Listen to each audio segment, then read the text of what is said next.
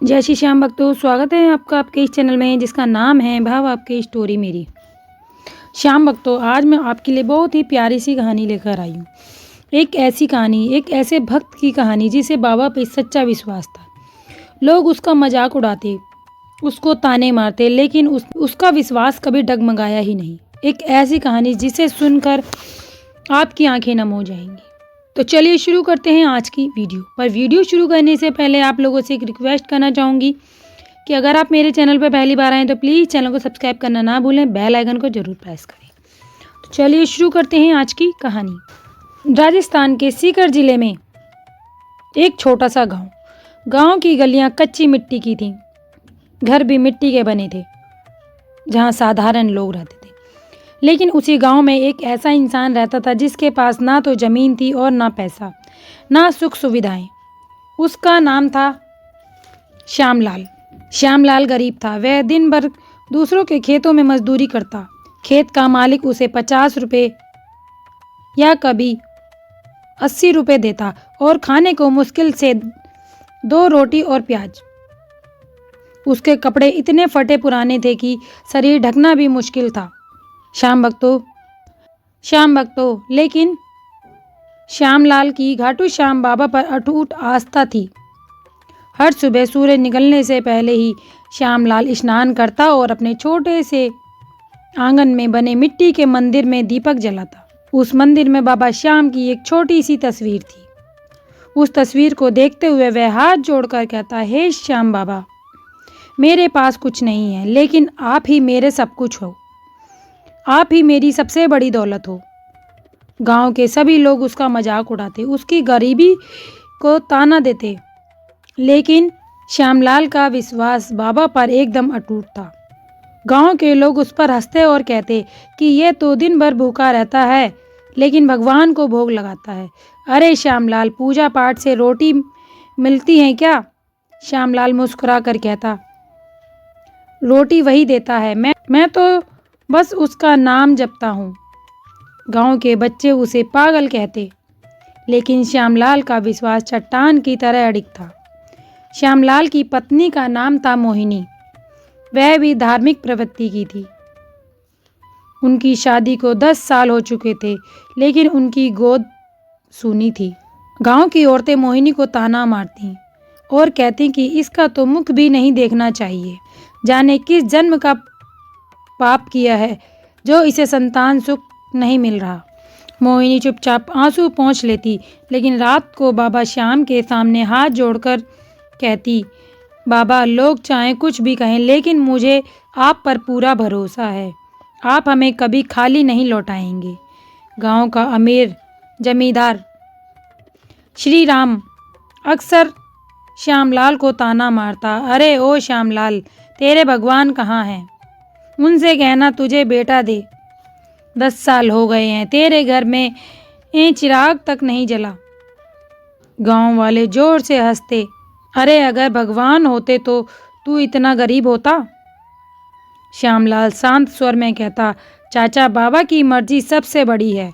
अगर उन्होंने चाहा तो हमारी गोद भी भरेगी। रात को जब दोनों पति पत्नी अकेले होते तो मोहिनी रोती और कहती, सुनो जी, लोग हमारा इतना मजाक उड़ाते हैं, बहुत दिल दुखता है। श्यामलाल उसके आंसू पोंछकर कहता, रो मत मोहिनी, बाबा के दरबार में देर है पर अंधेर नहीं। आज नहीं तो कल हमारी झोली जरूर भरेगी। दिन बीतते जा रहे थे, गरीबी बढ़ती जा रही थी, लेकिन श्यामलाल और मोहिनी का विश्वास कभी कम नहीं हुआ। वे हर रात बाबा के सामने बैठकर बाबा का नाम जपते और बाबा श्याम से कहते कि हे बाबा, हमें भी अपना चमत्कार दिखाइए। ऐसे ही दिन बीतते रहे। श्यामलाल मजदूरी करके जैसे तैसे घर का चूल्हा जलाता और रात को मोहिनी संग बाबा श्याम का जाप करता, लेकिन तानों का सिलसिला कभी खत्म ही नहीं हुआ। गांव की औरतें मोहिनी को रोक कर कहती, बहन, अब तो 10 साल हो गए, तेरी गोद खाली ही रहेगी। यह पूजा पाठ सब दिखावा है, भगवान होते तो कब की सुन लेते। मोहिनी उनकी बात सुनकर चुपचाप आंखें नीची कर लेती, मगर भीतर ही भीतर उसका विश्वास और मजबूत हो जाता। एक दिन जमींदार श्री राम ने पूरे गांव के सामने श्यामलाल को पुकारा। अरे ओ श्यामलाल, सुना है तू रोज रोज मंदिर में जाकर भगवान से बेटा मांगता है। यह सुनकर गांव वाले हंसने लगे। कुछ बच्चों ने तो मजाक उड़ाते हुए आवाज लगाई, देखो देखो, यह वही आदमी है जो भगवान से बच्चा मांग रहा है। श्यामलाल ने सबकी ओर शांत नज़र से देखा और बोला, तुम लोग हंसो, मजाक उड़ाओ, ताने दो, लेकिन मुझे पूरा भरोसा है अपने बाबा श्याम पर। बाबा श्याम के यहाँ देर है लेकिन अंधेर नहीं, वह मेरी झोली खाली नहीं छोड़ेंगे। श्री राम गुस्से में बोला, हम देखेंगे तेरे भगवान में कितना दम है। इसी बीच गांव में एक संत पधारे। उनका नाम था साधु माधव दास। वे घाटू धाम से लौट रहे थे। उन्होंने श्यामलाल और मोहिनी को देखा और कहा, बेटा, मैंने तुम्हारे विश्वास को देखा है। अगर मन में सच्ची श्रद्धा हो तो खुद घाटू धाम जाओ। जो भक्त वहाँ जाता है बाबा उसकी मुराद पूरी करते हैं। तुम्हारी गोद भी जरूर भरेंगे। श्यामलाल और मोहिनी की आंखों में चमक आ गई। दोनों ने वही संकल्प लिया और कहा, अब चाहे कितनी मुश्किल क्यों ना हो, हम घाटू धाम जरूर जाएंगे। अगले ही दिन उन्होंने यात्रा की तैयारी शुरू की। घर में खाने के लिए कुछ नहीं था, लेकिन उन्होंने विश्वास की गठरी बांध ली। सुबह सूरज निकलते ही दोनों पति पत्नी नंगे पांव यात्रा पर निकल पड़े। रेत का रास्ता, तपती धूप और प्यास से सूखता गला, लेकिन उनके होठों पर बस एक ही नाम था, जय श्री श्याम, जय श्री श्याम। रास्ते में कई लोग मिले। किसी ने ताना मारते हुए कहा, अरे गरीब होकर इतनी दूर यात्रा कर रहे हो, पागल हो गए हो क्या?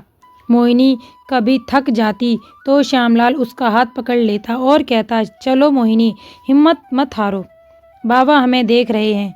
कभी तेज धूप में उनके पैरों के छाले फट जाते, खून निकलने लगता, लेकिन वह रुकते नहीं। उनके दिल की आवाज़ थी, बाबा को मनाना है तो हर तकलीफ सहनी पड़ेगी। कई दिनों की कठिन यात्रा के बाद आखिरकार दोनों घाटू धाम पहुंच गए। जैसे ही उन्होंने मंदिर का शिखर देखा, उनकी आंखों से आंसू बह निकले। मंदिर में भजन गूंज रहे थे। चारों तरफ बाबा के जयकारों की आवाज़ें आ रही थीं। घंटियों की आवाज़, ढोल नगाड़ों की आवाज़ और भक्तों की जयकारों से पूरा वातावरण गूंज उठा। श्यामलाल और मोहिनी भीड़ को चीरते हुए बाबा श्याम के दरबार में पहुंचे। उनकी आंखों में आंसू थे और होठों पर बस यही प्रार्थना थी कि हे श्याम बाबा, लोग हमारा मजाक उड़ाते हैं, हमें बांझ कहते हैं, लेकिन हमने उनसे कभी मुंह नहीं मोड़ा। आज आपकी शरण में आए हैं, हमारी झोली खाली मत छोड़ना, हमें संतान सुख दीजिए। मोहिनी फूट फूट कर रोने लगी। उसके आंसू बाबा के चरणों को भिगो रहे थे।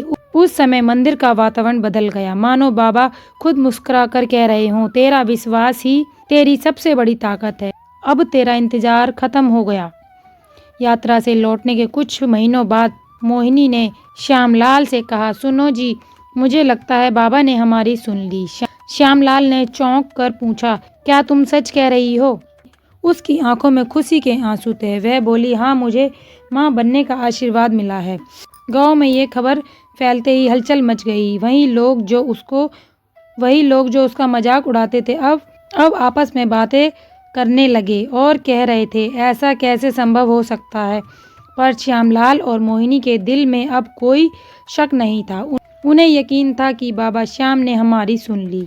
9 महीने बाद वह घड़ी आ गई। फिर अचानक पूरे घर में बच्चे की किलकारी की एक मधुर ध्वनि गूंज उठी। श्यामलाल दौड़कर अंदर गया और देखा उसकी पत्नी मोहिनी की गोद में एक स्वस्थ और सुंदर पुत्र लेटा था। उसने बच्चे को गोद में उठाया, आसमान की ओर देखा और बोला, धन्य है बाबा श्याम, आपने हमारी खाली झोली भर दी। यह बेटा मेरा नहीं, आपका दिया हुआ प्रसाद है। गांव वालों तक खबर पहुंची कि 10 साल बाद श्यामलाल के घर बेटा हुआ है। कुछ लोग चौंक गए, यह कैसे हो गया? क्या सचमुच भगवान ने इनकी सुन ली? कुछ लोग हैरान थे, इतने सालों बाद संतान सुख, यह तो चमत्कार है। लेकिन श्याम भक्तों, गांव के वही अमीर और नास्तिक लोग अब भी ताने मारने से पीछे नहीं हटे। और बोले, अरे संतान मिलना ही सब कुछ नहीं होता, इसे पालने पढ़ाने के लिए पैसा चाहिए। उनके पास है क्या? गांव वाले आपस में बातें करते थे। श्यामलाल ने अपने बेटे का नाम माधव रखा। वह रोज बेटे को गोद में लेकर घाटू श्याम बाबा की तस्वीर के सामने बैठता और कहता, यह बेटा आपका दिया हुआ है, इसे आशीर्वाद दीजिए ताकि यह बड़ा होकर सबको दिखा दे कि विश्वास की ताकत क्या होती है। मोहिनी बेटे को सीने से लगाकर आंसू बहाती और कहती, श्याम बाबा आपने मेरी गोद भर दी, अब इस बच्चे का भविष्य भी आपके हाथों में है। जैसे जैसे माधव बड़ा होने लगा, गांव वालों की बातें बढ़ती गईं। कभी कोई कहता कि बच्चा कितना सुंदर है, सचमुच भगवान का दिया हुआ है, तो कभी कोई ताना मारता और कहता, हंसी खुशी तो ठीक है, लेकिन इसे पढ़ाओगे कैसे? गरीब का बेटा बड़ा आदमी बन सकता है क्या? श्री राम ने एक दिन गांव वालों के बीच हंसते हुए कहा, देख लेना, यही बच्चा बड़ा होकर मजदूर बनेगा। भगवान का नाम लेकर सब कुछ नहीं मिलता। लेकिन श्यामलाल हर बार मुस्कुराकर कहता, भाई यह बच्चा बाबा श्याम का प्रसाद है, जिस दिन इसकी किस्मत चमकेगी सब देखेंगे। माधव बचपन से ही तेज तर्रार था, उसकी आंखों में चमक थी, वह दिमाग में सवाल, वह मिट्टी पर चाक से अक्षर लिखता और किताबों से पढ़ाई करता। गरीबी इतनी थी कि कई बार खाना भी ठीक से नहीं मिलता, लेकिन मोहिनी कहती, बेटा भूख से लड़ाई कर ले, लेकिन पढ़ाई कभी मत छोड़ना। श्यामलाल भी बेटे से कहता, बेटा माधव, लोग चाहे कितना मजाक उड़ाएं, तू बाबा श्याम पर विश्वास और पढ़ाई करना, एक दिन तू सबको चौंका देगा। श्याम भक्तों 10 साल की तपस्या के बाद जब भगवान ने उनकी झोली भरी तो गांव वाले भी दंग रह गए। लेकिन सवाल यह था, क्या यह बच्चा गरीबी की बेड़ियों में ही बंधकर रह जाएगा, फिर सचमुच बाबा श्याम की कृपा से बड़ा होकर गांव की किस्मत बदल देगा। श्याम भक्तों, माधव दिमाग का बहुत तेज था, उसकी आंखों में जिज्ञासा थी और दिमाग में गजब की तेजी। लेकिन गरीबी की जंजीर उसके चारों ओर कसकर बंधी थी। रात को जब सारे बच्चे सोते तब माधव चिराग की हल्की सी रोशनी में बैठकर पढ़ाई करता था। कभी मिट्टी के चाक पर अक्षर बनाता तो कभी फटी पुरानी किताबों से कुछ सीखने की कोशिश करता। मोहिनी कई बार आंसू बहाती और कहती, बेटा खाने को तो हमारे पास कभी कभी आधी रोटी भी मुश्किल से होती, लेकिन तू मन लगाकर पढ़ाई कर, बाबा श्याम तुझे जरूर ऊंचाई देंगे। श्यामलाल बेटे के सिर पर हाथ रखता और कहता, बाबा श्याम ने तुझे हमें दिया है बेटा, अब तेरे ऊपर है कि तू मेहनत और आस्था से सबको दिखा दे। गांव के अमीर बच्चे अच्छे कपड़े पहनकर स्कूल जाते हैं, जबकि माधव पुराने कपड़े पहनकर स्कूल जाता। बच्चे उसे चिढ़ाते, अरे तेरे पास तो ढंग की कॉपी भी नहीं है, पढ़ाई करेगा तू? लेकिन माधव भी अपने पिता श्यामलाल की तरह शांत रहता और कहता, देख लेना, एक दिन सबको दिखाऊंगा, मैं गरीब जरूर हूँ लेकिन हारा नहीं हूँ। अब माधव बड़ा हो चुका था और वह बोर्ड की परीक्षा की तैयारी कर रहा था। सभी बच्चे ट्यूशन जाते, मोटी मोटी किताबें खरीदते, लेकिन माधव के पास ऐसा कुछ नहीं था। वह फटी पुरानी किताबों से ही तैयारी कर रहा था और रोज बाबा श्याम के सामने अपने पिता की तरह दिया जलाता और कहता, हे बाबा श्याम, मुझ पर अपना आशीर्वाद बनाए रखना। परीक्षा के दिन उसने उत्तर पत्रिका पर सबसे पहले लिखा, ओम श्री श्याम देवाय नमः। कुछ महीनों बाद जब परिणाम आया तो अखबार में खबर थी कि गरीब किसान का बेटा माधव बना जिला टॉपर। गांव में हलचल मच गई। जो लोग ताना मारते थे वही अब कहने लगे कि सच में यह तो चमत्कार है। गांव की औरतें मोहिनी को बधाई देने लगीं। श्यामलाल ने बेटे को गले लगाया और कहा, आज तूने मेरी गरीबी को अमीर बना दिया। माधव का सपना था कि वह एक बड़ा अफसर बने। श्यामलाल दिन रात मजदूरी करता, ईंट भट्टे से लेकर खेतों तक दिन रात मेहनत करता। मोहिनी भी कपड़े सिलाई करती, दूसरों के घर में काम करती, दोनों भूखे रहते, लेकिन बेटे की पढ़ाई में कोई कमी नहीं छोड़ते। माधव भी मन लगाकर पढ़ाई करता, लेकिन अभी भी श्री राम ने उनका मजाक उड़ाना नहीं छोड़ा। वह चौपाल पर कहता, मैं दावा करता हूँ यह लड़का कभी अफसर नहीं बनेगा। लेकिन श्यामलाल विश्वास से कहता, मेरे बेटे के साथ बाबा श्याम है, वह जरूर सफल होगा। अमीर बच्चों के पास कोचिंग, नई किताबें और सुविधाएं थीं, लेकिन माधव के पास सिर्फ पुरानी किताबें और विश्वास। वह लाइब्रेरी में घंटों पढ़ता। माधव की आंखों में सफलता की आग थी। हर रात वह प्रार्थना करता, हे श्याम बाबा मुझे हिम्मत दीजिए। सुबह उठता, बाबा श्याम की तस्वीर के आगे दीपक जलाता और बोलता, हे बाबा श्याम, मेरी कलम में आपकी ही ताकत होनी चाहिए। पेपर में सबसे पहले ऊपर लिखता, जय श्री श्याम। माधव जब पेपर में लिख रहा था तो जैसे कोई अदृश्य शक्ति उसके हाथ चला रही हो। कुछ महीनों बाद परीक्षा का रिजल्ट आया। अखबार में खबर छपी, गरीब किसान का बेटा माधव अफसर बन गया। गांव में हड़कंप मच गया। बच्चे दौड़कर बोले, अम्मा बाबा आपका बेटा अफसर बन गया। श्यामलाल की आंखों में आंसू बह निकले। धन्य हो बाबा श्याम, आपने हमारी तपस्या का फल दे दिया। मोहिनी बोली, हे बाबा आपने मेरी गोद खाली नहीं छोड़ी और अब मेरे बेटे को आसमान की ऊंचाई भी दे दी। गांव वाले तालियां बजा रहे थे। श्री राम पहली बार चुप था। उसने सिर झुकाकर कहा, भाई तेरे भगवान सचमुच हैं, मैं गलत था। कुछ दिन बाद माधव गांव लौटा तो ढोल नगाड़े, फूलों की मालाएं और मंगल गीतों से उसका स्वागत हुआ। उसने सबसे पहले घाटू श्याम बाबा के मंदिर में जाकर माथा टेका और बोला, हे बाबा यह सब आपकी कृपा से संभव हुआ है। गांव वाले बोले, भक्ति और मेहनत कभी नहीं हारती, यह सचमुच चमत्कार है। गांव की औरतें मोहिनी से बोली, बहन हमने तेरा मजाक उड़ाया था, हमें माफ़ कर दे। मोहिनी मुस्कुराई और बोली, भगवान कभी किसी की झोली खाली नहीं छोड़ते, बस आस्था सच्ची होनी चाहिए।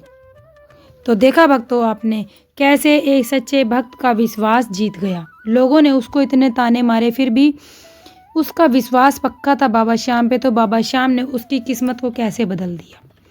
तो अगर आपको ये वीडियो अच्छी लगी हो तो प्लीज़ वीडियो को लाइक कीजिएगा, चैनल को सब्सक्राइब कीजिएगा और कमेंट में बाबा श्याम के नाम का जयकारा जरूर लगाइएगा, क्योंकि ये एक कमेंट नहीं है भक्तों, ये बाबा के दरबार में आपकी हाजिरी है। पता नहीं बाबा कब किसकी हाजिरी सुन ले। तो मिलते हैं अगली वीडियो में बाबा के अगले चमत्कार के साथ। तब तक के लिए जय श्री श्याम।